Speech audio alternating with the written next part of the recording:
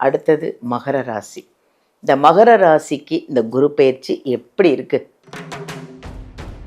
ஆரம்பிச்சுட்டாங்க அப்படின்னு சொல்ல காரணம் என்ன அப்படின்னா, சனி பகவானால 7 நாட்டு சனியில ரொம்ப கஷ்டப்பட்டாலும் இப்ப சனியே சகாய சனியா இருந்து அவங்களுக்கு நிறைய ஹெல்ப் செய்ய போறாரு. அதுக்கும் மேல குரு பயிற்சியாகி நார்மலான ஒரு குழந்தையா தான் பிறந்தா. பட் அது அவர் முடவன் ஆனதுக்கு நிறைய கதை சொல்லுவாங்க. ஒரு முறை விநாயகரை மறைஞ்சி பாப்பாரு, மறைஞ்சி பாக்குறத அம்பிகை பார்த்துட்டு இருப்பாரு. அப்படி கஷ்டத்தை அனுபவிச்ச சனியினால மகர ராசி அன்பர்கள் வந்து பார்த்தீங்கன்னா, சனியே இப்போ எல்லா விதத்துலையும் சப்போர்ட் பண்ண போகிறோம், எல்லாத்துலேயும் நான் உனக்கு ஹெல்ப் பண்ண போகிறேன் அப்படின்ற விஷயத்தில் இருக்கா. அதான் குருனோட பார்வை இருக்கிறதுனால கடன்னு ஹெல்ப் பண்ண போகிறோம். இது ஒரு பெரிய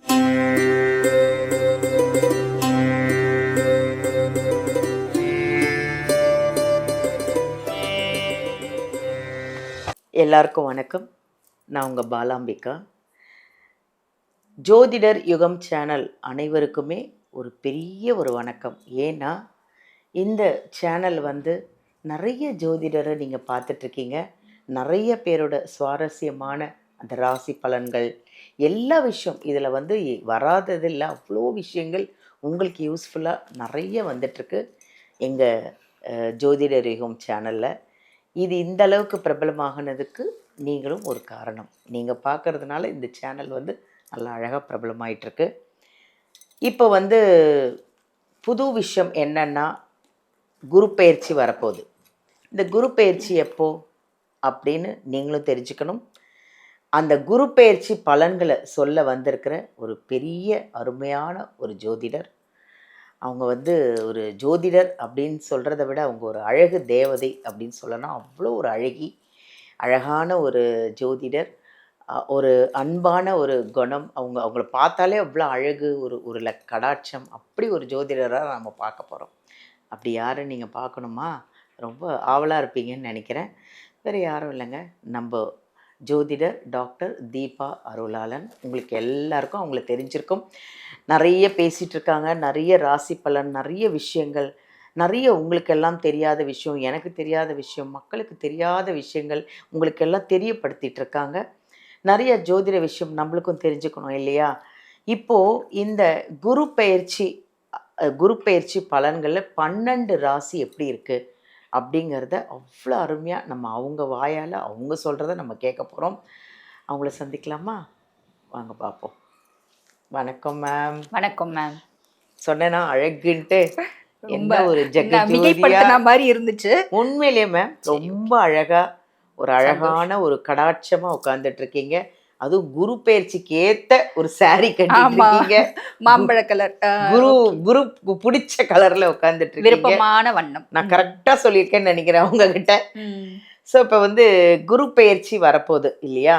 இந்த குரு பயிற்சியில் 12 ராசிக்கும் எப்படி இருக்குது அப்படின்னு நீங்கள் சொல்லி மக்கள் தெரிஞ்சுக்கணும்னு ஆசைப்படுறாங்க. இந்த குரு பயிற்சிக்கு ஒரு சூப்பர் டூப்பரான குவாலிட்டி இருக்கு. அது என்ன அப்படின்னா, இத்தனை வருஷம் வந்தா மாதிரி இந்த குரு பயிற்சி கிடையாது. காரணம் என்ன அப்படின்னா, 12 வருஷத்துக்கு ஒரு முறை தான் குரு பகவான் உச்சம் பெற்று அமருவார். பொதுவாக 12 வருஷத்துக்கு ஒரு முறை.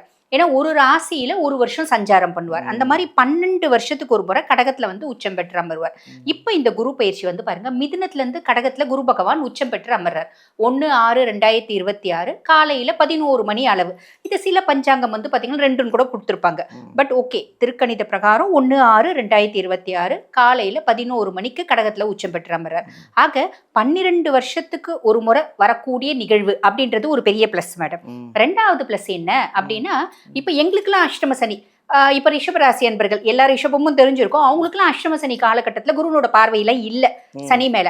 ஆனா இப்பத்திய காலகட்டம் வந்து பாருங்க, ஒவ்வொரு ராசிக்கும் இப்ப சனி வந்து கெடுக்கணும் அப்படின்னு இருக்காரு பாத்தீங்களா? மேஷத்துக்கு 7 நாட்டு சனியா இருக்காரு, அதே மாதிரி சிம்மத்துக்கு அஷ்டமத்து சனியா இருக்காரு, கன்னிக்கு கண்டக சனியா இருக்காரு, தனுசுக்கு அர்த்தாஷ்டம சனியா இருக்காரு, அதே மாதிரி கும்பத்துக்கு பாத சனியாவும் மீனத்துக்கு ஜென்ம சனியாவும் இருக்கார். இப்ப இந்த 6 ராசிகளையும் கெடுக்கணும் அப்படின்னு கங்கணம் கட்டி சனி பகவான் இருக்காரு. இப்ப என்ன இவங்களுக்கெல்லாம் ஒரு பெரிய அட்வான்டேஜ் என்ன அப்படின்னா, குரு பயிற்சியாகி அவருடைய உச்ச பார்வை 9ஆம் பார்வை சனி மேலப்படுது.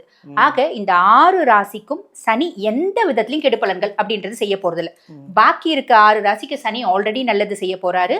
அவர் மேல குருனோட பார்வை இருக்கிறதுனால நல்லதை கட கட கட கட சட் சட் சட் சட் பட் பட் பட் பட்டுன்னு செஞ்சுடுவார். எவ்வளவு பெரிய பிளஸ்.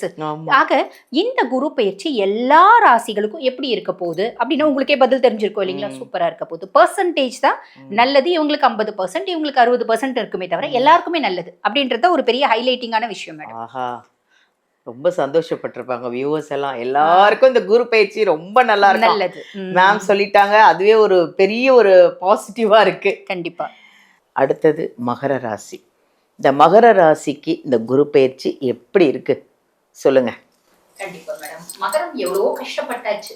மீண்டும் உயிர் தேழக்கூடிய மகரம் அப்படின்னே சொல்லலாம். உயிர் தேழ ஆரம்பிச்சுட்டாங்க அப்படின்னு சொல்லலாம். காரணம் என்ன அப்படின்னா சனி பகவானால 7 நாட்டு சனியில ரொம்ப கஷ்டப்பட்டாலும் இப்ப சனியே சகாய சனியா இருந்து அவங்களுக்கு நிறைய ஹெல்ப் செய்ய போறாரு. அதுக்கும் மேல குரு பயிற்சியாகி குருவோட உச்ச பார்வை 9ஆம் பார்வை சனி மேல படுறதுனால சனி ஸ்லோ மூவிங் பிளானட் மேடம். ஒரு ராசியில இருந்து இன்னொரு ராசிக்கு பயிற்சி ஆகிறதுக்கு 2.5 வருஷ காலகட்டம் எடுத்துப்பாரு. அதனாலதான் சனிய மந்தன் அப்படிம்பாங்க, முடவன். சனி ஒருத்தவங்களுக்கு சுய ஜாதகத்திலயும் சரி கோச்சார பிரகாரமும் நல்லா இல்லாத போகும்போது 7 நாட்டு சனி, அஷ்டம சனி, அர்த்தாஷ்டம சனி இப்படி எல்லாம் வரும்போது, ஜென்ம சனி, பாத சனி இப்படி எல்லாம் வரும்போது பாத்தீங்கன்னா மேடம் அவங்களுக்கு ஏதோ ஒரு விதத்துல அடிபட்டு கொஞ்சம் முடங்கி கிடப்பாங்க. எலும்பு சார்ந்த பிரச்சனைகள் வரும். காரணம் என்ன அப்படின்னா சனிக்கு முடவன், சனிக்கு கால் ஊனும். ஓகேங்களா? அப்ப சனி பிறக்கும் போது நல்ல ஒரு நார்மலான ஒரு குழந்தையா தான் பிறந்தா. பட் அது அவர் முடவன் ஆனதுக்கு நிறைய கதை சொல்லுவாங்க. ஒரு முறை விநாயகரை மறைஞ்சி பாப்பாரு. மறைஞ்சி பாக்குறத அம்பிகை பார்த்துட்டு இருப்பா. என் பையன் மேல உன்னோட பார்வையை செலுத்துறியா அப்படின்னு சொல்லிட்டு அவனை பாத்தீங்கன்னா முடவனாக்குவா அப்படின்னு சொல்றது உண்டு. அவ கோவத்துல சுடத்தை தூக்கி எறிவா அப்படின்னு சொல்றது உண்டு. அதே மாதிரி இன்னொரு புராணமும் உண்டு. அது என்ன அப்படின்னா சனி பிரதி உஷானோட குழந்தை. உஷானோட நிழல்ல இருந்து பிரத்யூஷா வந்தா அவளோட குழந்தை சனி. உஷா ஒரு முறை பிரத்யூஷாவை ரொம்ப கேவலப்படுத்தும் போது சனி போய் நியாயம் கேட்பா. அப்ப அவ பாத்தீங்கன்னா கோலால் அடிச்சு சனியினோட காலை உடைச்சிருப்பா அப்படின்னு 2 விதமா கதை சொல்லுவாங்க. அது எந்த விதமா இருந்தாலும் இது 2மே நடந்த மாதிரி 2த்துனாலையும் சனியினோட கால் ரொம்ப பாத்தீங்கன்னா நொண்டியான மாதிரியும் சொல்லுவாங்க. ஆக சனி பெருசா ஃபேவரா இல்லாத காலகட்டத்துல நமக்கு ஏதோ ஒரு விதத்துல நம்ம அடிபட்டு முடங்குவோம், வேலையில இருந்து முடக்கும் அப்படின்னு கொடுப்பாரு அப்படின்றது உண்மை. அப்படி கஷ்டத்தை அனுபவிச்ச சனியினால மகர ராசி அன்பர்கள் பாத்தீங்கன்னா சனியே இப்ப எல்லா விதத்திலயும் சப்போர்ட் பண்ண போறோம். எல்லாத்துலயும் நான் உனக்கு ஹெல்ப் பண்ண போறேன் அப்படின்ற விஷயத்துல இருக்கா. அதான் குருனோட பார்வை இருக்கிறதுனால கடகடன்னு ஹெல்ப் பண்ண போறோம். இது ஒரு பெரிய பிளஸ் மேடம். குரு பாத்தீங்கன்னா கலத்திர குருவா வர்றார். கலத்திர குரு அப்படின் போது 7ஆம் பாவத்துல குரு பகவான். 7ஆம் பாவத்துல குரு என்ன பண்ணுவாரு அப்படின்னா நிறைய மகர ராசி அன்பர்களுக்கு திருமண வரன் அப்படின்றது கூடி கொடுப்பார். நிறைய மகர ராசி அன்பர்களோட வீட்டுல கெட்டி மேல சத்தம் கண்டிப்பா கேட்கும். 30 வயசு ஆயிடுச்சுங்க. 30 வயசுல இப்ப சாதாரணமாய் போச்சு இல்லை மேடம். 40 வயசு ஆயிடுச்சுங்க. திருமணமே அவ்வளவு சூப்பரான பொண்ணு கிடைக்கும். பையனா இருந்தா, பொண்ணா இருந்தா சூப்பரான பாத்தீங்கன்னா கணவன் கிடைப்பாரு. பூர்வீகம் சார்ந்து நல்ல பாத்தீங்கன்னா இறை வழிபாடு இருக்க குடும்பம், நல்ல குணாதிசயங்கள் இருக்கக்கூடிய நல்ல குணவாளனான மணமகன் கிடைப்பான். ஆணா இருந்தா நல்ல குணவதியான பொண்ணு அப்படின்னு கிடைப்பா. இந்த காலத்துல இதெல்லாம் எங்க போறது அப்படின்லாம் கேட்கக்கூடாது. இந்த காலத்துலயும் எல்லாம் இருக்கதான் செய்யறாங்க இல்லைங்களா? அந்த மாதிரி நம்மளுக்கு அமையறதுக்கான வழியும் வாய்ப்பும் உண்டு. ரொம்ப இளம் வயசு லவ் ரிலேஷன்ஷிப் இதெல்லாம் குரு பகவான் கொடுக்கறது கிடையாது. கண்டிப்பா கெடுக்க மாட்டார். அதே மாதிரி பாத்தீங்கன்னா ஆல்ரெடி டிவோர்ஸ் ஆயிடுச்சுங்க, 7 நாட்டு சனியிலே பிச்சுன்னு போயிடுச்சு அப்படின்னாலும் இந்த காலகட்டம் இளைய கலத்திரம் அப்படின்றது வரும். அந்த ஒய்ஃப் கிட்ட என்னென்னலாம் நீங்க எதிர்பார்த்தீங்களோ அத்தனையும் இந்த பொண்ணு செய்யும். அந்த கணவர்கிட்ட என்னென்னலாம் எதிர்பார்த்தீங்களோ அத்தனையும் இப்ப 2வது திருமணம் பண்ணிக்கிற கணவர் ரொம்ப நம்மள பாசமா பாத்துக்குவார். அப்படி ஒரு அமைப்பு அப்படின்றது உண்டு. ஒரே வீட்டுல தாங்க இருக்கும், பெருசா அந்யோன்யம் இல்லை. இந்த காலகட்டம் 4 மத்தியஸ்தர்கள் வருவாங்க. ஒரே வீட்டுல இருந்து என்ன தனித்தனியா இருந்து என்ன விளையாட்டுத்தனமா பண்ணிட்டு இருக்கீங்க, குழந்தைங்களுக்காக கொஞ்சம் வாழ்க்கையில விட்டு கொடுங்க, நீயும் விட்டு கொடுமா அவரும் விட்டு கொடுக்கட்டும் அப்படின்ற மாதிரி திரும்பி பாத்தீங்கன்னா ரீயூனியன் ஆகிறதுக்கான வழியும் வாய்ப்பு உண்டு. நிறைய மகர ராசி அன்பர்கள் 7 நாட்டு சனியில பிசினஸை முழுசும் இழுத்து மூடிட்டாங்க. வேலைக்கே எனக்கு போக இஷ்டம் இல்லை, அப்ப நின்னதான் இப்ப வரைக்கும் வேலைக்கே போகல. இந்த காலகட்டம் புதுசா பிசினஸ் தொடங்கி இன்வெஸ்டர் ஒருத்தவங்க பார்ட்னர்ஷிப் கன்சர்ன் தொடங்குறதுக்கான வழியும் வாய்ப்பு உண்டு. இவ்வளவு சூப்பரான விஷயங்கள் நடக்க போகுது. அதுக்கும் மேல குரு பாத்தீங்கன்னா இவங்களுக்கு 3 மற்றும் 12க்கு அதிபன். இவங்களோட முயற்சி ஸ்தானத்துக்கு அவன் தான் அதிபன், மோட்ச விரய ஸ்தானத்துக்கு அவன் தான் அதிபன். இவங்களோட முயற்சி எல்லாம் பலிதமாகும். குருனோட பார்வை 1ஆம் பாவத்தை பாக்குறாரு. என்னென்னலாம் நான் தப்பு செஞ்சேன், எதனால நான் தோல்வியுற்ற லைஃப்ல பாத்தீங்கன்னா நிறைய கஷ்டத்தை அனுபவிச்சேன், எதனால நான் கஷ்டத்தை அனுபவிச்சேன், அந்த குணத்தெல்லாம் நான் மாத்திக்கிறேன். அதே மாதிரி 3ஆம் பாவத்தை பார்க்குறாரு. நிறைய தீவிர முயற்சி பண்ணுவேன், நான் திருப்பி உயிர் தெழறதுக்கு அப்படின்னு சொல்லலாம். லாபஸ்தானத்தை பார்க்குறேன். புதுசா தொழில் தொடங்குறீங்க அப்படின்னா கூட நல்ல லாபம் அப்படின்றது வரும். மகரம் பெருசா யோசிக்க வேண்டாம் மேடம். அவங்க ஆல்வேஸ் ஆனஸ்டி அப்படின்றத மெயின்டைன் பண்ணுவாங்க. குரு ரொம்ப சப்போர்ட்டிவா இருப்பார் அப்படின்னு சொல்லலாம். சூப்பரா இருக்கு மேடம். குருக்கு மகரத்துக்கு எல்லாமே நல்லா இருக்கு மேடம். சனி நல்லா இருக்கா, டாப். சனி நல்லா இருக்கான். அதே மாதிரி ராகு 2ஆம் பாவத்துல இருக்கான், கேத்து 8ல இருக்கான். அதெல்லாம் கூட ப்ளஸ் நிறைய உண்டு, மைனஸும் உண்டு. இப்போ நம்ம வந்து கவனம் அப்படின்றது ஒரு சில விஷயத்துல இருந்தால் மட்டும் போதும். பரிகாரம் ஏதாவது இருக்கா மகர ராசி? ஆமா. இப்ப இவங்க வந்து பார்த்தீங்கன்னா, இங்க கவனமா இருக்கிறதே கேதுவ வச்சு தான் கவனமா இருக்கணும். அது என்னன்னா மேடம், 7 நாட்டு சனியில தேவையில்லாத ஒரு உறவு இவங்க மேல கிளிங்க் பண்ணிட்டு இருக்கு. அது தேவையில்லாத ஒரு பர்டன். அது இந்த காலகட்டத்திலே உங்கள விட்டு விலகும். விலகுது அப்படின்போது, "ஐயோ சாமி! நீ என்ன விட்டு விலகாத. நீ இல்லாம நான் வாழ முடியாது." அப்படின்லாம் இவங்க பண்ணாங்க அப்படின்னா திருப்பி ட்ராப் ஆவாங்க. விலகுறத விலகுற மாரியே விட்டுடுறது நல்லது அப்படின்னு சொல்லலாம். அதுக்கும் மேல இப்ப இவங்களுக்கு பரிகாரம் அப்படின்னா எளிமையா தானே நம்ம இந்த பதிவு முழுசும் சொல்லிட்டு வரோம். எளிமையான பரிகாரம் என்ன அப்படின்னா, பட்சிகளுக்கும், பறவைகளுக்கும் உணவு அளிக்கிறது. அப்ப நம்ம ஜன்னல திறந்தாலே காலையில அழகா சிட்டுக்குருவிங்க வரும். என்ன நீ பெருசா அதுக்கு வந்து சாம்பாரு, சாதம், பொரியலு, குருமாலாம் வச்சு போட போற? இல்ல இல்லையா? அரிசி இவ்வளோ கொண்டு போய் பச்சரிசி வச்சு இப்ப பச்சரிசி தான் இல்ல மேடம். புழுங்கலரிசி வச்சாலும் குழந்தைங்க சாப்பிடுதுங்க. நல்லா இவ்வளோ அரிசி வச்சு ஒரு சின்ன பாத்திரத்துல தண்ணி வை. டெய்லி வை. அது பாதி கீழ கொட்டும். மறுநாள் அந்த கீழ கொட்டியிருக்கிறத அதுவே வந்து சாப்பிடும்.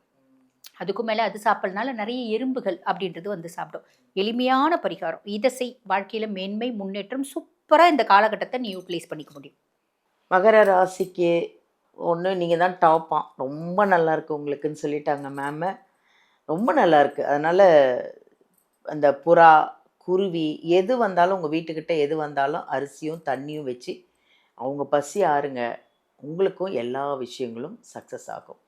Thank you.